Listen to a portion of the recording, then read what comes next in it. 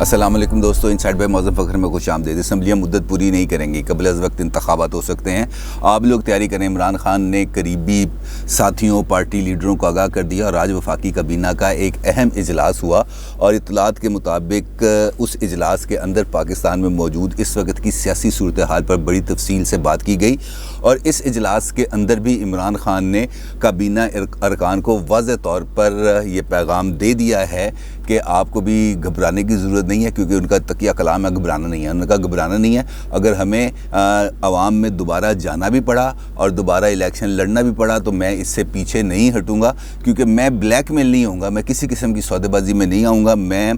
Pressure नहीं लूँगा, क्योंकि इस वक्त उनके ऊपर प्रेशर अब बढ़ता चला जा रहा है और ये प्रेशर अब हमें वाज़ेह तौर पर नज़र भी आ रहा है, क्योंकि एक जानिब मुल्क के अंदर दाखिली इंतशार बहुत ज़्यादा फैल गया, माशी अदम इस्तेहकाम बहुत ज़्यादा फैल गया और इसके साथ साथ इमरान खान सियासी तौर पर बहुत ज़्यादा घेरे में आ गए हैं, क्योंकि पीडीएम इसमें उनके लिए ख़तरा नहीं साबित हो सकी, क्योंकि पीडीएम तो ख़ुद अपने वज़न से टूट गई। लेकिन जो इस वक्त सियासी बहरान उनके सामने आता जा रहा है उसके अंदर उनके लिए ये वाला फ़ैसला करना अब मेरा ख्याल है कुछ ज़्यादा दूर की बात नहीं है। तो एक बात तो अब जो उनके अपने बयानात हैं उसकी रोशनी में हमें नज़र आ रही है कि इलेक्शन सितंबर 2023 में नहीं होंगे, बल्कि ये क़ब्ल अज़ वक्त होंगे। इसके साथ साथ इंटरनेशनल लेवल पर भी कुछ इतलात हैं और कुछ हमारे डोमेस्टिक फ्रंट पर भी इतलात हैं। एक इतला तो ये भी है कि अहम शख्सियात का रब्ता हुआ है लंदन में नवाज़ शरीफ साहब के साथ और वहाँ पर जो इस वक्त पाकिस्तान की करंट सूरत हाल और ख़ास तौर पर इंडो पाक ताल्लुकात के हवाले से नवाज़ शरीफ साहब को एतमाद में लिया गया है और यहाँ पर जो मौजूद पॉलिटिकल क्राइसिस है और इस क्राइसिस से बाहर निकलने के लिए भी उनके साथ बातचीत की गई है और इस बातचीत पर लंदन में मौजूद एक अहम शख्सियत के साथ भी मेरा रब्ता हुआ। तो उनका ये कहना था कि इन रब्तों की ना मैं तस्दीक कर रहा हूँ, लेकिन मैं इसकी तरदीद भी नहीं कर रहा, क्योंकि बातचीत तो जारी रहती है। लेकिन यहाँ पर मौजूद जो नून लीग के अरकान हैं वो तो डेफिनेटली इस बात से लाइल है, क्योंकि उनको इस बारे में अभी तक नहीं पता। लेकिन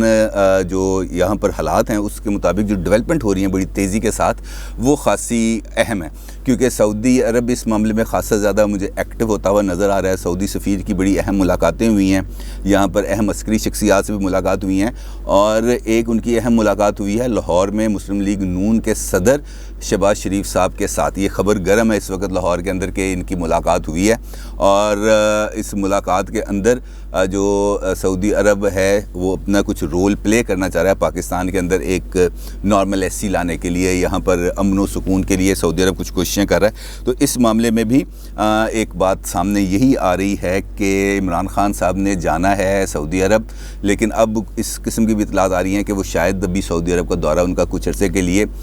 मुलतवी हो जाए। लेकिन आर्मी चीफ़ जो हैं जनरल कमर जावेद बाजवा, उनका दौरा सऊदी अरब बिल्कुल मुतवक्किल, शायद अगले चंद दिन के अंदर वो सऊदी अरब का दौरा भी करेंगे और इस बारे में भी इतलात हैं कि आर्मी चीफ़ के दौरे के बाद ही ये बात का फाइनलाइज हो पाएगी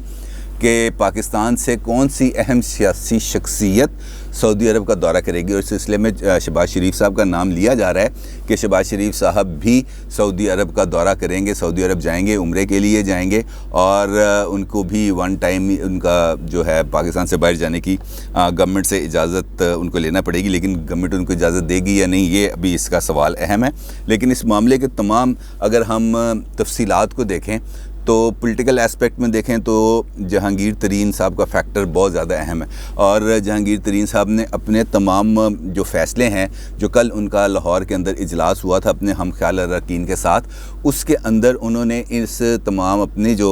आइंदा का लाए अमल है उसको ईद के बाद तक मौखर किया था कि इस दौरान अली ज़फ़र साहब,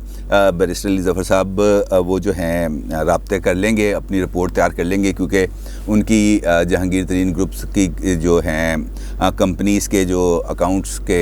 हेड्स हैं उनके साथ उनकी बातचीत हो गई है। तरीन साहब के वकला के साथ उनकी बातचीत हुई है, उन्होंने अपना इनपुट उनसे ले लिया है सारा और उनकी FIA के हुकाम से भी बात हुई है, डॉक्टर रिजवान से भी बात हुई है, डॉक्टर रिजवान ने भी उनको रिपोर्ट्स दे दी हैं। और FIA के ज़राइक़ ने एक बात और बड़ी अहम बताई है, वो ये बताई है कि जहांगीर तरीन साहब के ख़िलाफ़ FIA वाले मज़ीद चंद केसेस रजिस्टर करना चाह रहे हैं और ख़ास तौर पर मुल्तान सुल्तान जो PSL की एक टीम थी उस वो जो चूँकि अली तरीन साहब ने उसको ओन किया हुआ था, तो उस मामले पर भी अब कोई पेशरफ्त वो कर रहे हैं। वो ये उनका ये कहना है कि इस फ्रेंचाइज़ को चलाने के लिए فنڈز آ تو رہے تھے لیکن یہ نہیں پتہ چل رہا کہ فنڈز آ کہاں سے رہے ہیں، کس کمپنی کے پروفٹ سے پیسے یہاں تک آ رہے ہیں، یا کون اور اس کے اندر ذاتی طور پر انویسٹمنٹ کر رہا ہے. تو یہ ابھی ایک گرے ایریا ہے، اور وہ یہ کہتے ہیں کہ ہم اس بارے میں بات چیت کرنا چاہ رہے ہیں، اور ممکنہ طور پر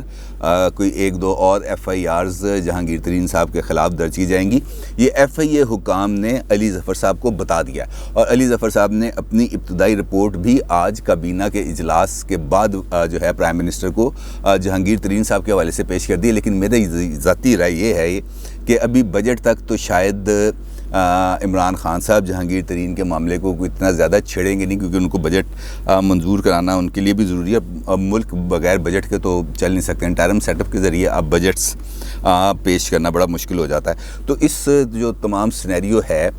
اس میں عمران خان صاحب بہت زیادہ آئسولیٹ نظر آ رہے ہیں، اور تازہ ترین جو ان کی رفٹ نظر آ رہی ہے ملٹری اسٹیبلشمنٹ کے ساتھ، وہ آ رہی ہے آرمی چیف صاحب کی جو ایک غیر رسمی طویل ملاقات ہوئی تھی آف دی ریکارڈ جرنلسٹ کے ساتھ. اس کے اندر انہوں نے چونکہ کشمیر کے حوالے سے بہت زیادہ ڈیٹیل کے اندر بات چیت کی تھی، بیک چینل رابطوں کے حوالے سے بھی ڈیٹیلز کے ساتھ بتایا تھا، اور کچھ سیاسی معاملات پہ بھی انہوں نے بات کی تھی. تو اس کے جواب میں عمران خان صاحب نے بھی ایک پریس بریفنگ کی تھی، لیکن وہ بھی آف دی ریکارڈ تھی، وہ بھی طویل ترین تھی، اور اس پر جو کاؤنٹر انہوں نے اپنے آرگومنٹس دیے تھے آرمی چیف کی جو بریفنگ تھی اس کے جواب میں، وہ خاصے اس حوالے سے اہم ہے، کیونکہ اس کے اندر انہوں نے کشمیر کے حوالے سے بھی بتایا تھا، اور دو ٹوک انداز میں یہ بتایا تھا کہ ہم کشمیر کے اوپر انڈیا کے ساتھ جب تک وہ اگست والا اپنا فیصلہ واپس نہیں لیتے، ہم انڈیا کے ساتھ کسی بھی طریقے سے بات چیت کے اندر نہیں جائیں گے، اور اس کے ساتھ ساتھ ہم انڈیا کے ساتھ تجارت نہیں کریں گے، کیونکہ تجارت سے ہی اعتماد سازی کا معاملہ، پیپل ٹو پیپل کانٹیکٹس بڑھتے ہیں، اعتماد سازی بڑھتی ہے، اور اس کے بعد آپ کسی سٹیج پہ جا کے گفتگو کر سکتے ہیں. تو اس معاملے کو بھی وہ اس جواب کو بھی دوسری جانب بڑا اس پر وہ کیا گیا کہ جناب یہ کیا بات ہوئی،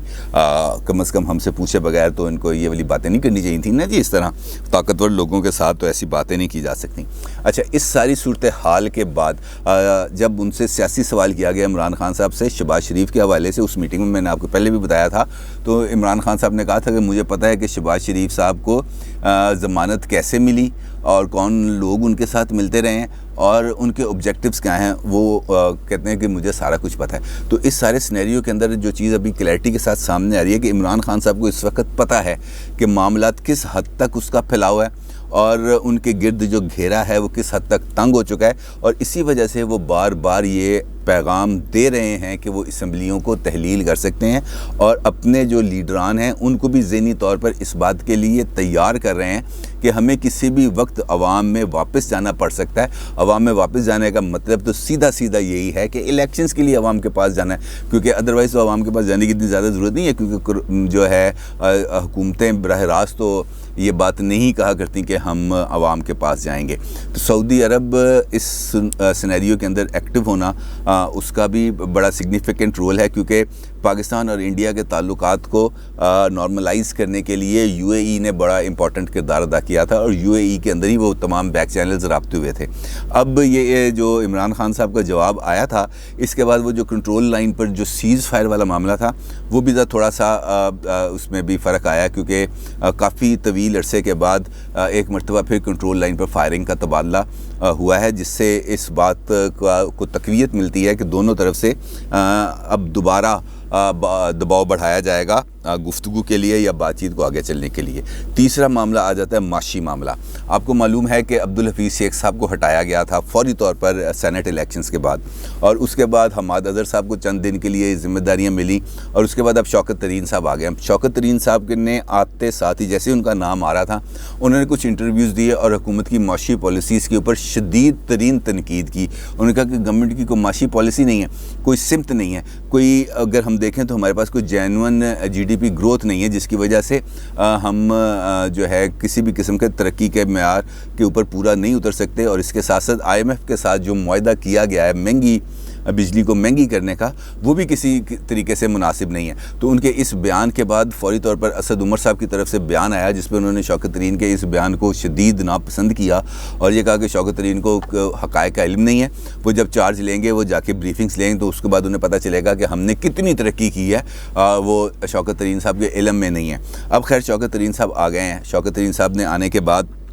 اب بجٹ کے معاملات پر تیاری شروع کر دی ہے اور بجٹ کے اوپر انہوں نے خاصا کام کیا ہے، اور انہوں نے کل ایک جو قائمہ کمیٹی کی میٹنگ تھی اس کے اندر بھی شرکت کی، اور اس کے اندر دوبارہ انہوں نے اپنے موقف کو دہرایا کہ IMF کے ساتھ جو معاہدہ کیا گیا ہے عبدالحفیظ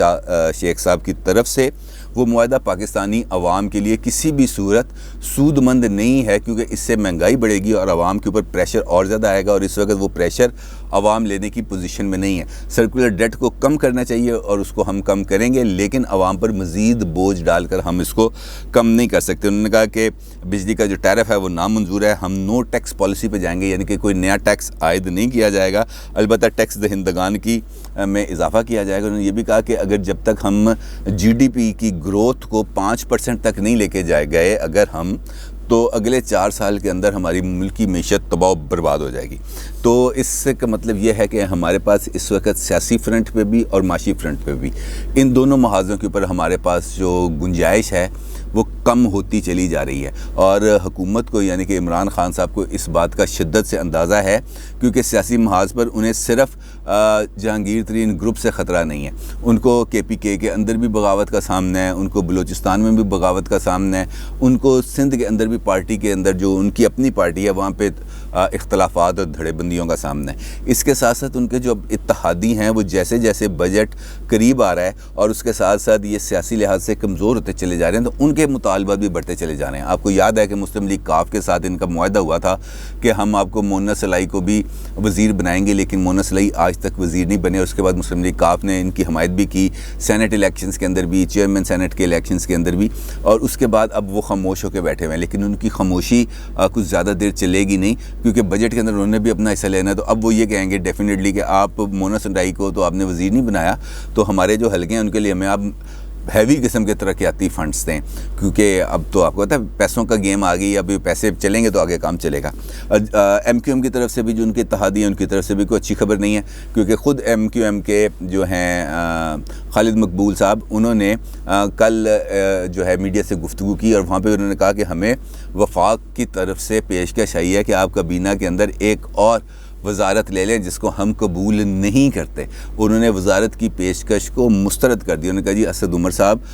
کی طرف سے ہم سے رابطہ کیا گیا تھا، انہوں نے کہا کہ جناب آپ وزارت لے لیں، لیکن ہم نے وزارت نہیں لینی کیونکہ اب وزارت کا ٹائم نہیں ہے۔ اور پھر انہوں نے کہا کہ حکومت اپنے وعدے پورے کرے، کیونکہ اگر وعدے پورے نہیں کریں گے تو اگر ان کے پاس بھی اپنے ووٹرز کے پاس جانے کی گنجائش نہیں ہے، تو ہمارے پاس بھی اب ووٹرز کے پاس جانے کی گنجائش ختم ہوتی جا رہی ہے، کیونکہ ہم آپ کے وعدوں پر یقین کر کے 3 سال سے لاروں پہ بیٹھے ہیں۔ لہٰذا اس کا مطلب یہ ہے کہ اب MQM بھی بھاری بھرکم فنڈز چاہتی ہے تاکہ وہ اپنے حلقوں میں کام کر سکے اور اپنی دال روٹی چلا سکے۔ تو ہر ایک محاذ پر اس وقت گورنمنٹ خاصی حد تک گھیراؤ کا شکار نظر آتی جا رہی ہے، اور عمران خان صاحب کا یہ کہنا اور بار بار یہ کہنا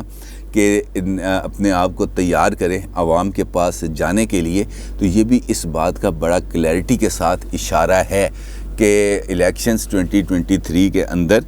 نہیں ہو سکتے، کیونکہ اکثریت اب جیسے جیسے اتحادی ناراض ہوتے جائیں گے، ان کے پاس چونکہ خود تو PTI کے پاس سمپل میجورٹی بھی نہیں ہے، ان کو اتحادیوں کی ضرورت ہے، اور اس کے بعد جب اتحادیوں کو بھی پتہ ہے، جب PTI کے اندر موجود جو جسے ہم کہہ سکتے ہیں فصلی بٹیروں کو انہوں نے اکٹھا کیا تھا موسم کے اعتبار سے، جو لوگ آ جاتے ہیں جسے ہم کہہ سکتے ہیں فلوٹرز یا الیکٹیبلز، وہ جب آ جاتے ہیں تو وہ بھی اپنی ترجیحات کے مطابق ہی اپنے فیصلے کرتے ہیں، اور اس کے ساتھ ساتھ جب پولیٹیشنز کو اس بات کا یقین ہو جائے کہ اس جماعت کے پیچھے، اس جماعت کو بنانے کے لیے، اس جماعت کو اقتدار میں لانے کے لیے جو قوت تھی، وہ قوت اب اس کے پیچھے سے ہٹ گئی ہے، یہ اب ہلکے ہو گئے ہیں، تو اس کے بعد تو پھر اکثریت کو ایک ساتھ اپنے ساتھ اکثریت کو جمع کر کے رکھنا بہت بڑا ٹاسک بن جاتا ہے، بڑا مشکل ٹاسک ہے، اور اس وقت عمران خان صاحب اسی ایک بحران سے گزر رہے ہیں، اور عالمی سطح پر بھی، علاقائی سطح پر بھی، انڈیو پاک ریلیشن شپ کے اعتبار سے بھی، اکنامک کنڈیشنز کے اعتبار سے بھی، پولیٹیکل کنڈیشنز کے اعتبار سے بھی حکومت اس وقت نو مینس لینڈ کے اوپر موجود ہے۔ اور اگر یہ اس کا مثال اگر آپ کو میں دوں تو یہ انتخابی اصلاحات ہیں کہ کوئی بھی جماعت حکومت کے ساتھ بات چیت کرنے پر اس حد تک پر اعتماد نہیں ہے کہ ہم ان کے ساتھ بات چیت کریں گے تو ہم انتخابی اصلاحات یا کسی اور قسم کی اصلاحات پر آگے بڑھ سکتے ہیں۔ تو حکومت کے پاس اور کیا ہوتا ہے جی؟ اعتماد ہوتا ہے یا رٹ ہوتی ہے؟ نہ اعتماد اس وقت نظر آ رہا ہے، نہ رٹ نظر آ رہی ہے، کیونکہ خود حکومت اعلان بھی کرتی ہے تو ان اعلانات پر عمل نہیں ہو پاتا۔ تو صورتحال اس وقت خراب ہوتی چلی جا رہی ہے، پولیٹیکلی عمران خان صاحب ویک ہوتے چلے جا رہے ہیں، اور ویک حکومتیں زیادہ دیر قائم نہیں رہ سکتی۔ اپنی رائے کا ضرور اظہار کیجیے گا۔ آپ کا بہت شکریہ۔ اللہ حافظ۔